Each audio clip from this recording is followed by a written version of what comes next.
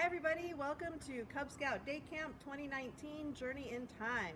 We're so glad that you're joining us this year. We have some really fun stations lined up. And as a council committee, we're very grateful for your willingness to come and volunteer for a day and teach one of our stations to the Cub Scouts and the Ore-Ida Council. As many of you know, we have about 21 days of camp and we have a whole new staff every day. So it's really important that you take time to learn about your station ahead of time so that you feel prepared and comfortable before you start teaching the Cubs. So thanks for watching these training videos. Here are some tips to make your day a great one. Please plan to arrive at your camp location at 7 a.m. on your day of camp, unless you're doing a Webelos only camp, and then you need to be there at 12 noon. Everyone will help unload the trailer and get the supplies to each station location. One of the program directors in our lovely purple shirts will be there to help direct you. They'll be setting out station flags, hopefully before you're ready to go find your place, if not the same time you're trying to find your place. But we will have maps and schedules for you, so just ask anyone in a purple shirt and they can tell you where to take your stuff. So locate your tote. It'll be labeled like this one.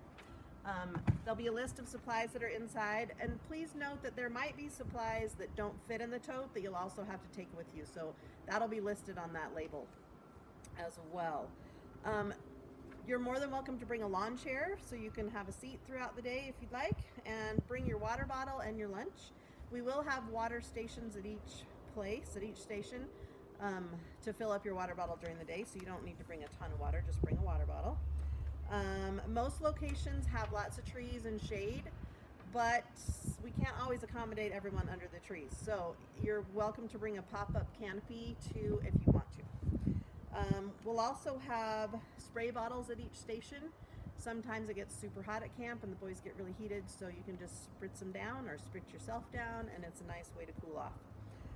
Okay, let's get started on our journey in time. I just need to grab something from my backpack. Wow, I pulled this paper out and it transported me to 776 BC where the ancient Olympic Games happened. This is going to be a really active station and it takes a lot of setup. So when you get to camp in the morning to unload the trailer, you'll look for your tote that has a label on it. It'll tell you that it's 776 BC Olympic Games. And then you'll also need these pool noodles and this bundle of PVC pipe. Take it to your station area. It'll be marked with your flag. The program director for the day will help direct you. And then hopefully you'll have watched this video and you'll have written instructions in the tote that will help you set everything up. So let me just walk through it with you. First thing you'll want to do is to get the frame ready for the javelin throw. This will hold the targets for the javelin throw. So just undo the bungees, and then it's just a matter of matching the colors. So the purple goes to the purple, and then this purple goes to the purple too. And then you'll match the yellow ones and the yellows and the black joints go together. And then you'll notice these elbows are black too, so that goes together.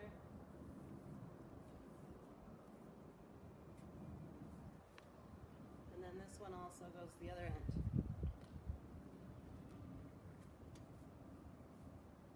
Then these two go at the base.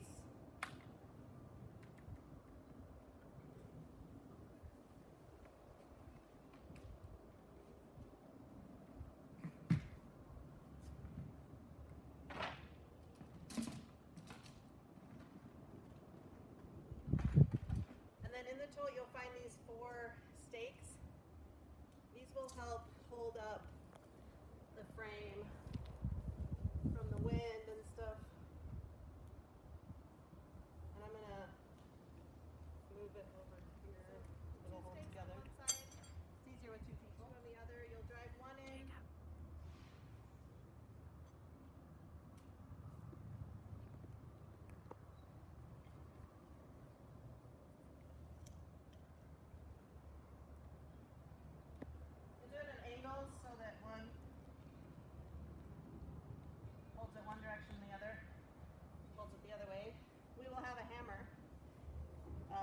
available to do this with.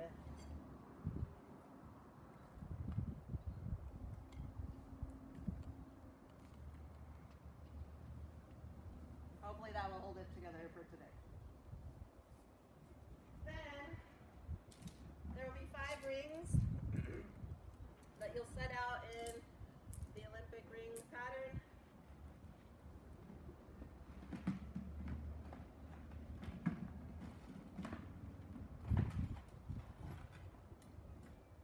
We have several bungees to hold them together. And these will hang in the frame and become the targets for the javelin.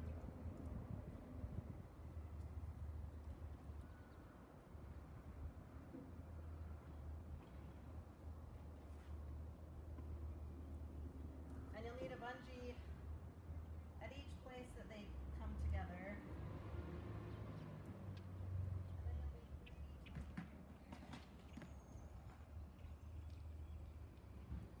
To hook them to the frame.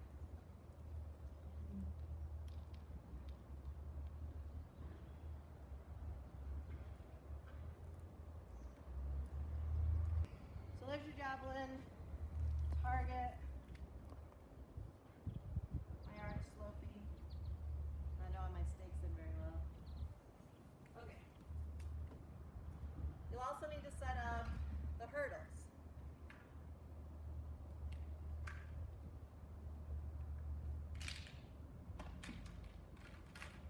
There's 5 hurdles, and they just go in the top of these little cones.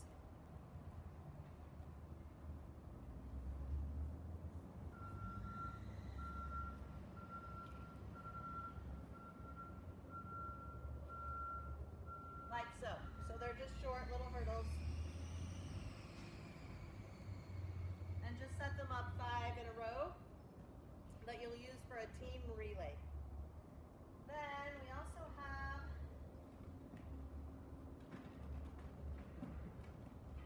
our discus throw. So you'll need to put a starting line or a throw line. You can use the cones for that. And we have flags to mark their distance, and we'll have a long tape measure to measure the distance.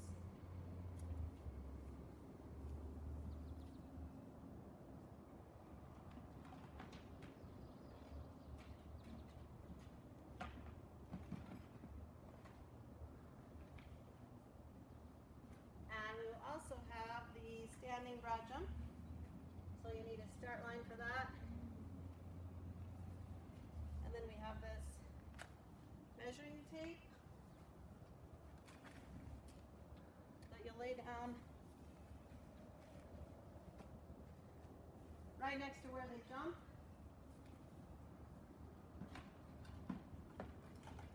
And we also have flags to mark that. Relay, 2, 3, and then the sprint. Okay, so then we have a sprint.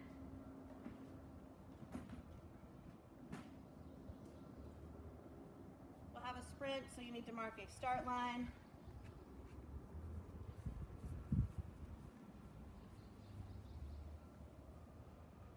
And a finish line. And we have a stopwatch.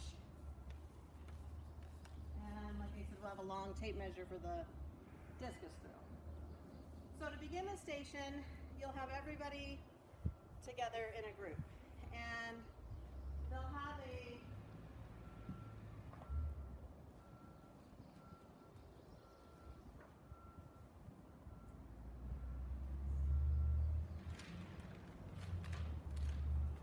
This will all be set up before the boys even arrive. So get all this set up before your first station. And then when the first scouts come, you'll tell them that the first Olympic Games were held in 776 BC, and the only event at the first game was running.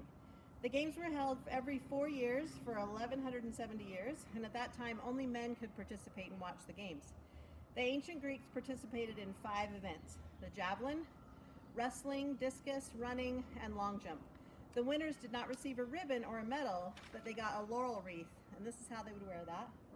That was like their gold medal. And they practiced the Greek oath of sportsmanship, which is eidos. And have the boys say that word, eidos. And then they would swear that oath to partake in good sportsmanship as they went through the games. So you could even have your boys stand up and say, eidos, eidos, eidos, and then get ready to participate. Now we're going to have them compete against themselves. So we have a tracking sheet that each one of them will get. We'll have pencils in the tote for them to write down their scores. And there's 2 attempts, so you're going to run through this whole thing twice. The first thing that you'll do is run a team relay, and that will be with the Olympic torch. We'll have an Olympic torch in there that we made, and they'll do the relay over the hurdles. So that will be a whole team event. So you'll split them up into 2 groups. First group will be at one end of the hurdles. Second group will be at the other end of the hurdles. The first scout will take the torch, run the hurdles, give it to the boy or the scout in the line on the other side, and they'll run, and you'll do that back and forth until everyone's gone through, and you'll time that on the stopwatch, and they'll get to write down their team relay time on their papers. And then you'll break them up into 4 groups. So you'll have some of them go to the discus, some of them go to the sprint, some go to the javelin, and some go to the long jump or standing broad jump. And then there's room for them to write down how many hoops they got their javelin through, how many feet they jumped, how many seconds they took to run the sprint, and how many feet they threw the discus. And then they'll do it all again. You'll do the relay again and write their second time down, and then they'll get to go do the other individual events again and write down their times and distances. Please be sure they write their name and their pack number on the paper. There is a spot for that. And then they can take the paper with them, put it in their backpacks, and hopefully the length of time will be sufficient to run everybody twice. If it becomes a problem and there's not time to run everything twice, I would do the relay just one time and then just have them do the events twice. And if you think it's better for them to run the sprint and then run it right again and kind of do them both at the same time as they rotate, that's okay too. That's totally up to you guys, whatever you want to do each day, however you think it'll work best. We ran this at a station training just with the committee, and we didn't actually go through everything together.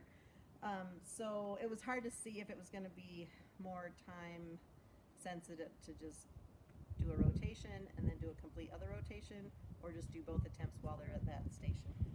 So please use your walking leaders to help monitor, maybe run the stopwatch or do the tape measuring or marking with the flags. There should be 2 station leaders there, so you guys can kind of each take a station and then put walking leaders at the other 2, and then have fun with that. I'm going to just have my friend Jake here demonstrate the javelin throw for you, so you can kind of see how that would work. So Jake, if you'll come and grab one of these.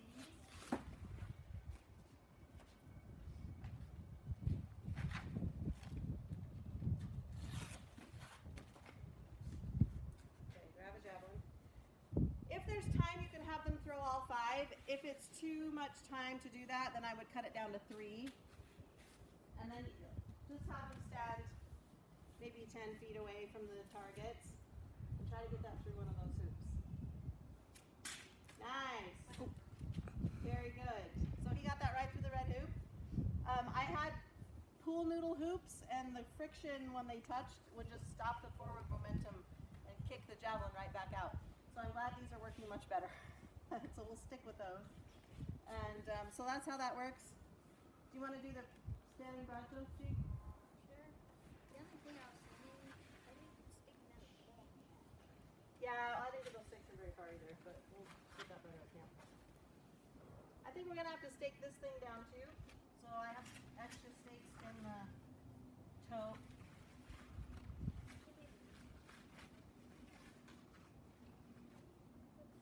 Okay, so step up to the start line there, and then just bend your legs and jump as far as you can.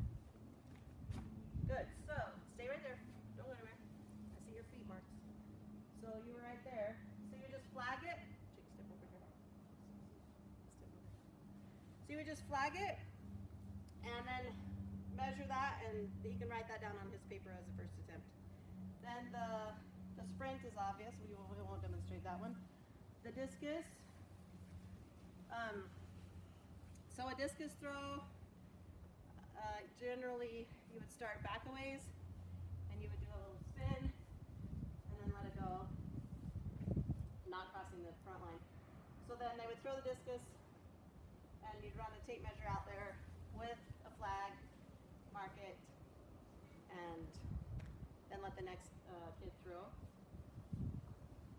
The important thing though is we're not competing against each other. So it doesn't matter if I throw that far and Jake only throws 10 feet. It's okay, because I'm just competing against me. So on my second attempt, I would try to get the discus a little further. And you'll notice I'm not throwing it like a frisbee. It kind of comes out the back of your hand. So try to teach them that. If it doesn't work, just have them throw it like a frisbee. You want to try that one, Jake?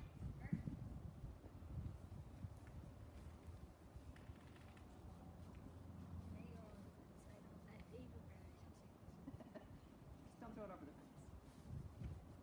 There, that works. So there you go. A discus throw. Nice job. So thanks to my friend Jake and my cameraman, my good friend Mary, for helping me with the video. We'll see you guys at camp and have fun. I just wanted to add, at the end of the day, well, throughout the day when the stations are over, you'll have a 5-minute horn that sounds. You'll hear one horn blast. That means you have 5 minutes left. So kind of have them finish up what they're doing, do their last attempts, and then when you hear 2 horn blasts, that's when they should be moving to the next station. At the very end of the day, at your last station, then it's time to clean everything up. So please keep track of all of the bungees. We don't want to lose any of those. Place the things back in the tote neatly, how you found them. Bundle up the frame with 2 of the bungees. There's Velcro that goes around the pool noodle javelins, and I think everything else will fit in the tote. So just make sure you have the frame and the javelin and the tote, and take them back to the trailer at the end of the day to help load up. Thank you.